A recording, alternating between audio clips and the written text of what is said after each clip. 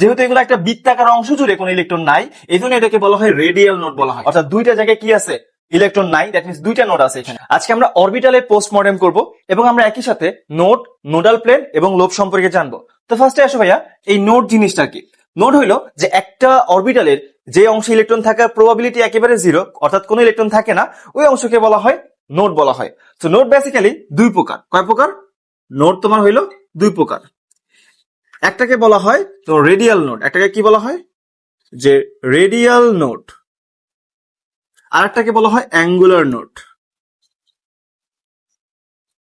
Angular node বলা হয়। ওকে, so আমাদের ইন্টারে কনসেপ্ট অনুযায়ী এই অ্যাঙ্গুলার নোডকে কি বলা যায়? নোডাল প্লেনও বলা যায়, কারণ বইগুলোতে দেখবে এটা লেখা আছে নোডাল, নোডাল প্লেন।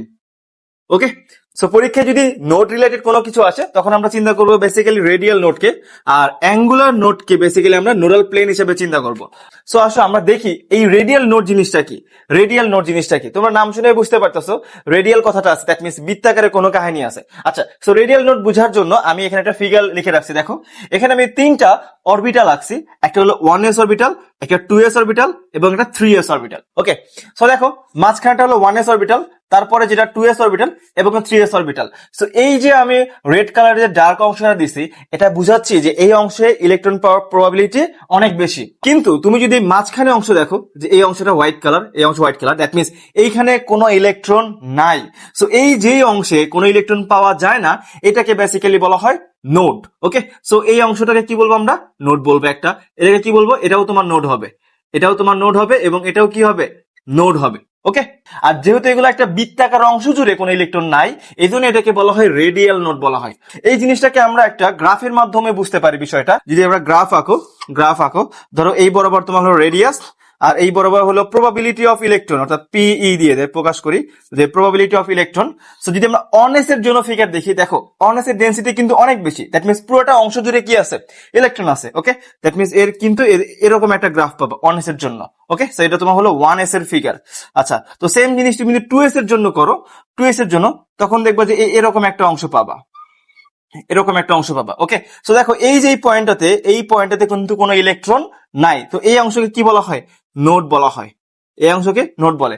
আবার যদি তুমি 3s এর জন্য চিন্তা করো, 3s এর জন্য তখন দেখবে এরকম একটা অংশ হবে। ঠিক আছে, সো এরকম এটা 3s এর জন্য। হ্যাঁ, 3s এর জন্য। সো দেখো 3s এর জন্য এই অংশে এবং এই অংশে, অর্থাৎ দুইটা জায়গায় কি আছে? ইলেকট্রন নাই, দ্যাট মিন্স দুইটা নোড আছে এখানে। হ্যাঁ, সো এটাও নোড, এটাও কি? এগুলাকে বলা হয় নোড বলা হয়। ওকে, সো এই জিনিসটার যে অ্যাকচুয়াল পিকচার সেটা হলো এইটা। এখানে দেখলে ভালো বোঝা যায় একটা বৃত্তাকার অংশ জুড়ে কোনো ইলেকট্রন থাকে না, এই জন্য এটাকে আমরা কি বলতেছি? আমরা নোড বলতেছি। এবং এটা কোন নোড হবে? এটা রেডিয়াল নোড হবে। ওকে, সো আমরা তো বুঝলাম যে বেসিক কনসেপ্টটা বুঝলাম যে রেডিয়াল নোড আমরা কিভাবে বুঝতে পারি বা ফিল করতে পারি। এখন পরীক্ষায় তো আমরা এত কিছু আঁকতে পারবো না, আমরা কিভাবে শর্টকাটে রেডিয়াল নোডটা বের করে ফেলতে পারি। ওকে, সো মনে রাখবা রেডিয়াল নোড বের করার যে ফর্মুলা সেটা হলো তোমার n মাইনাস এল মাইনাস 1। ওকে, n minus L minus 1। n হলো প্রধান কোয়ান্টাম সংখ্যা, আর এল হলো সহকারী কোয়ান্টাম সংখ্যা, আর 1 তো 1ই, বুঝতেই পারতেছো। যেমন তোমাকে যে একটা এক্সাম্পল দেওয়া হয়, যেমন তোমার হলো কি যে 3D তে কয়টা নোড আছে? ওকে, 3D তে কয়টা রেডিয়াল নোড আছে? আমি আগেই বলতেছি নোড মানে এখানে রেডিয়াল নোডকেই বুঝাবো, কারণ তোমাদের বইগুলোতে অ্যাঙ্গুলার নোড মানে নোডাল প্লেনকে বুঝাইছে। ওকে, সো যদি কোশ্চেন আসে তোমার 3D তে কয়টা নোড আছে, তো দেখো 3D এর জন্য আমার n এর মান কত হবে? n এর মান কত হবে? 3 মাইনাস d আছে, d এর জন্য l এর মান কত হবে? l এর মান কত হবে? 2 হবে, মাইনাস কত? 1। ওকে, সো বুঝতেই পারতেছো আমার 3D তে কোনো কি থাকবে না? কোনো নোড থাকবে না। নোডের সংখ্যা কত? 0। কত? 0। তুমি যদি 3p চেক করো, 3p, সো 3p জন্য কতগুলো নোড হবে দেখো তো। এখানে n এর মান কত? 3, l এর মান কত? 1, মাইনাস কত? 1, দ্যাট ইকুয়ালস টু কত? 1 আসে। দ্যাট মিন্স 3p তে তোমার হলো একটা নোড আছে। আবার আমরা যদি এই এক্সাম্পলে চলে আসি, দেখো এখানে আমরা 3s এর জন্য কয়টা নোড পাইছিলাম? 3s এর জন্য দুইটা নোড পাইছি, দেখি আসে না? আমরা চেক করবো একটু। ওকে, সো 3s এর জন্য চেক করো তো একটু, যে 3s এর জন্য n এর মান কত? 3 মাইনাস l এর মান কত? যেহেতু s আছে 0 মাইনাস কত? 1, দ্যাট ইকুয়ালস টু কত আসে? 2। দ্যাট মিন্স দেখো এখানে দুইটা নোড আছে, বুঝা গেছে? দ্যাট মিন্স এই যে 3s এ দুইটা নোড ছিল।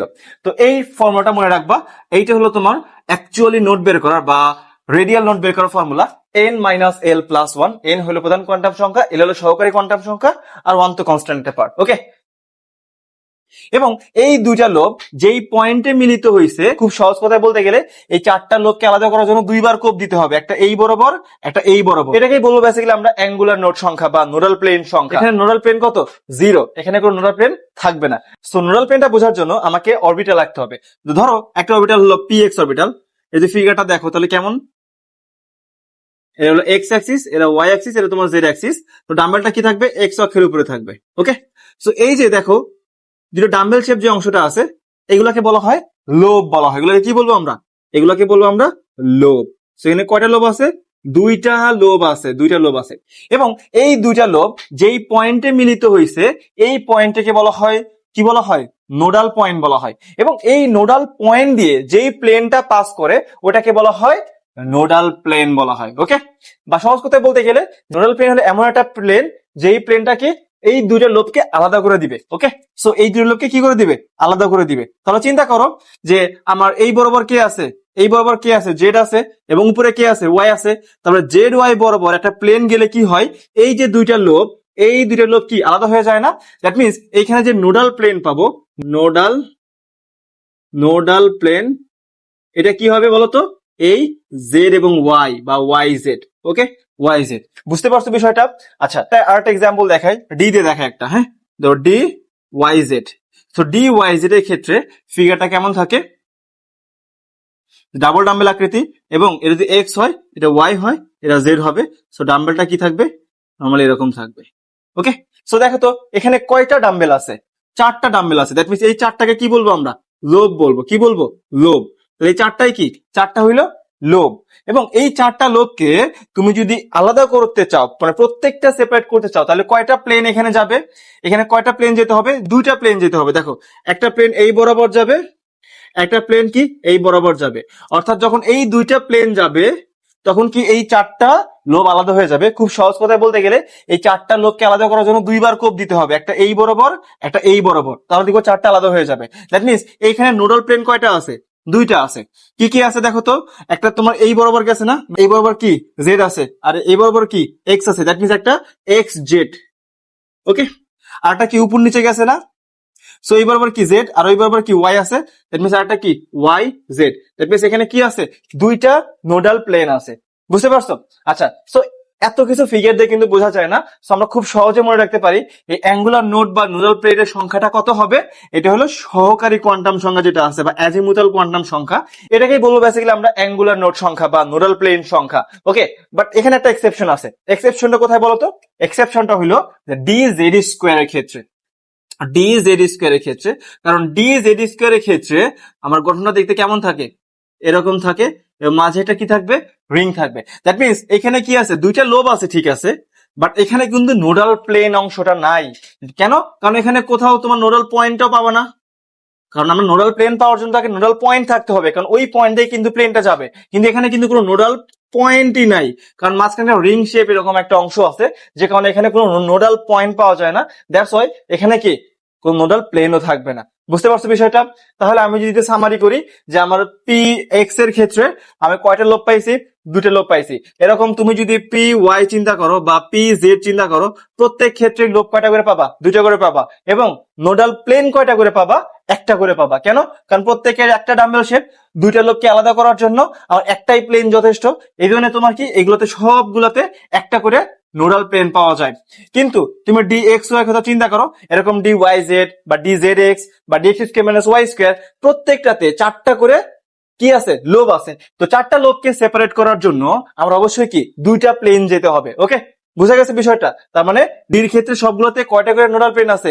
দুইটা করে আছে। এটা কিন্তু আমরা সহকারী সংখ্যা দ্বারা বুঝতে পারি, কারণ ডি এর জন্য সহকারী কোয়ান্টাম সংখ্যা কত হবে? 2 হবে, আর পি এর জন্য কত হবে? 1 হবে। তার মানে ডি তে তোমার হলো নোডাল প্লেন কয়টা? দুইটা, আর পি তে নোডাল প্লেন কয়টা? একটা। এক্সেপশন কোথায়? ডি জেড স্কয়ারের ক্ষেত্রে এখানে নোডাল প্লেন কত? 0, এখানে কোনো নোডাল প্লেন থাকবে না। আই গেস তোমরা বুঝতে পারছো যে কিভাবে তোমরা নোডাল প্লেন বা নোড বা লোব হিসাব করতে পারবা। ওকে।